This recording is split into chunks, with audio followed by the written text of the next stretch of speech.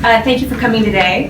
This marks my second press conference to announce a member of my new administration. The timing of these press conferences are deliberate. They coincide with what I campaigned on. And remember, my campaign was about listening to the people. The people told me to fix the roads, fix our infrastructure, and put more cops on the streets.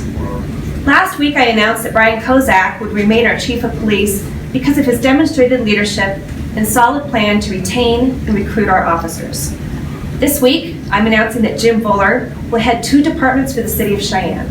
He will serve as city engineer and interim director of planning. I'm not combining these offices, but I am putting him in charge of both. The reason I'm doing this? Because the departments need to work together, and they need to share the same vision. And they are very much interrelated. And when you find someone who has the leadership experience, the management experience, and the private industry experience that can get the job done and shares your vision, if you can get them, get them. And I did. Jim Voeller, frankly, doesn't need to work. He has been very successful as the co-founder of AVI Engineering.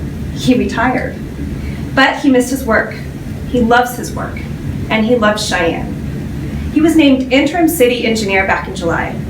I've spoken to him many times, and every time I do, I walk away more impressed. I told him what we needed to do.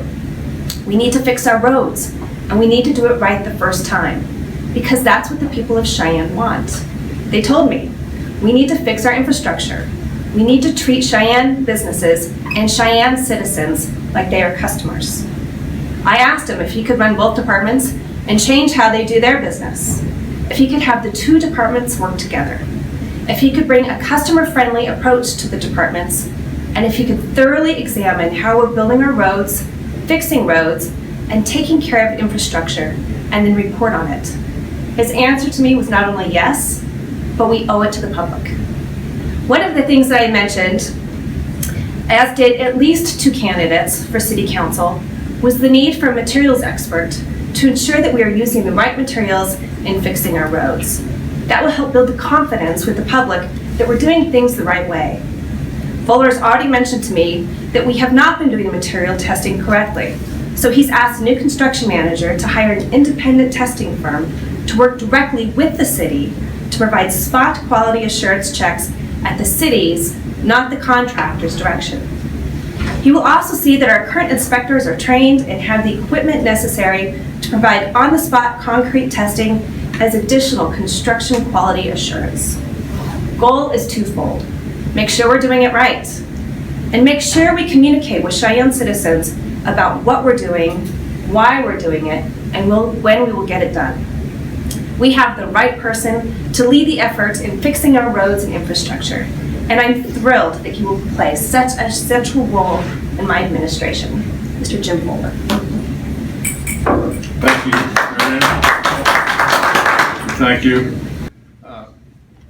I really am excited about this opportunity. The city of Cheyenne has been very good to me over the years.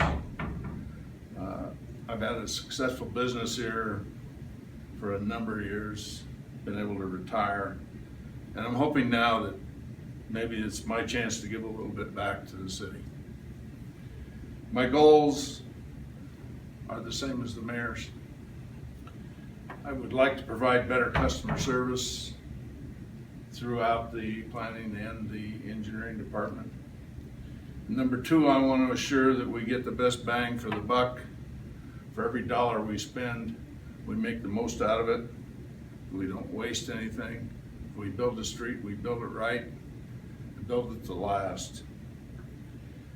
Cheyenne's full of a lot of wants and needs, and Marian Orr and I both share the same concept that we believe that the needs need to be addressed before the wants, or at least given priority.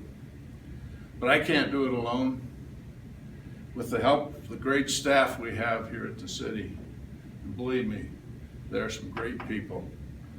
With their help and the help of our new mayor and our fantastic city council, I believe we can get this done. I think we can make some landmark achievements for the city of Cheyenne, and I'm really proud to be a member of the team.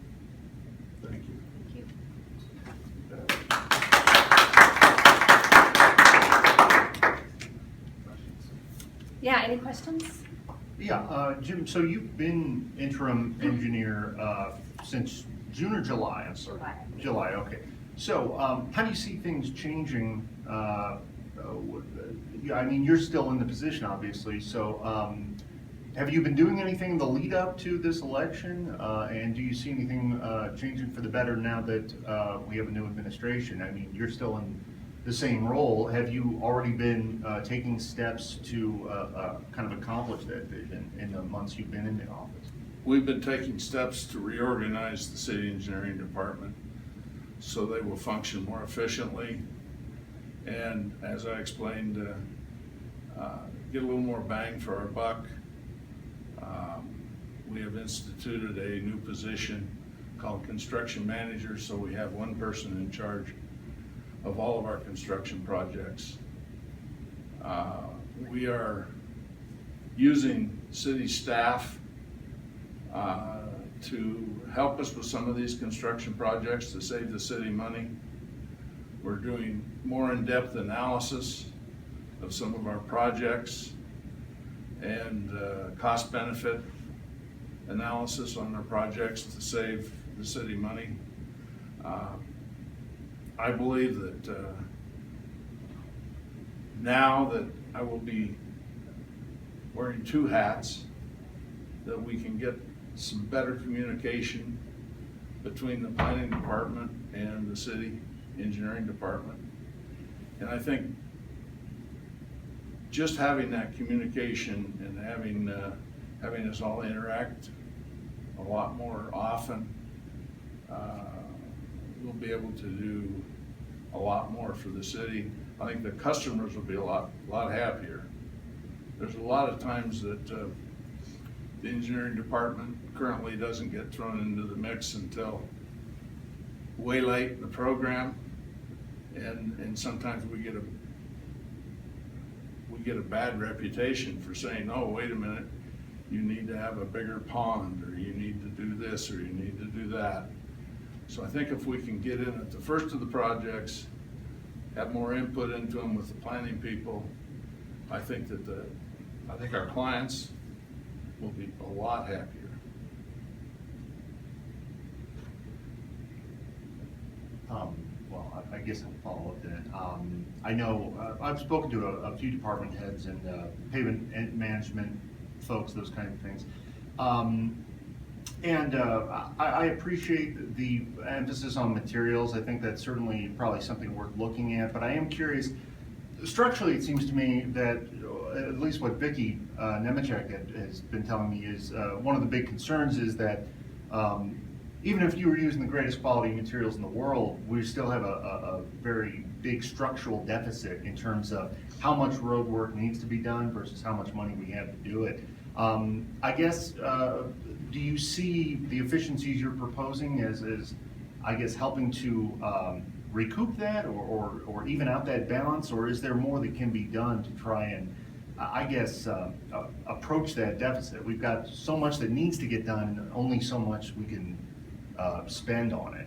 And I guess that's, I think, going to be one of the big questions that the next administration has to answer is how to even that balance out. Yeah, we're looking into that, and we've got some good things planned. We're trying to be a little more uniform in how we build our roads. Currently, right now, we've got several different people making asphalt mixes. They use different aggregate, et cetera, et cetera. Some of the aggregate in this, in the area around here is better than others. We're going to try and encourage specific aggregates, use specific aggregates that are a lot more, will last a lot longer. Let's put it that way. And put some more uniformity. Currently, if we're going to do a grind and overlay project, there may have been on that particular street 2 or 3 different contractors worked in the past 20 years.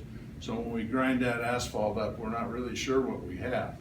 If we can get some uniformity into our asphalt mixes in the city, in the future, Number one, hopefully they'll last longer, but in the future, when we grind that stuff up, we know what we're grinding up. We can recycle it rather than waste it. When you don't know what you really have out there and you've got several different mixes, it's pretty difficult to recycle. But if we use standardized product on the streets, it's a lot easier for us. And you won't see the cost savings initially, but down the road, 10 years, 15 years, you'll see the cost savings. One thing I was curious about, one thing I wrote about earlier this summer was some warranty work had been done, and I can't remember who it was off the top of my head, but we had caught something, basically. The city had managed to catch some work that wasn't, I think it had to do with the mix. It wasn't what we were expecting. Did you have any hand in that? Were you in the department at the time when we were catching some of those mistakes that the contractor had made and prescribing that warranty work? No, I wasn't. Oh, okay. But I did talk to you about what happened. Okay. Earlier. Cool, thank you. I'll just add, as far as the funding piece, and this is where it's going to really come from the administration as far as prioritizing our spending. Because yes, it's a matter of the mix, but it's also a matter of putting money towards our roads. And I really plan to work with City Council to direct as many possible funds as possible to our roads. When we have over 350 miles of road that we're responsible for in the city, we're only able to take care of 5 to 7 of those miles a year. It doesn't take much to do the math to realize that we are really in a situation where we need to prioritize our roads.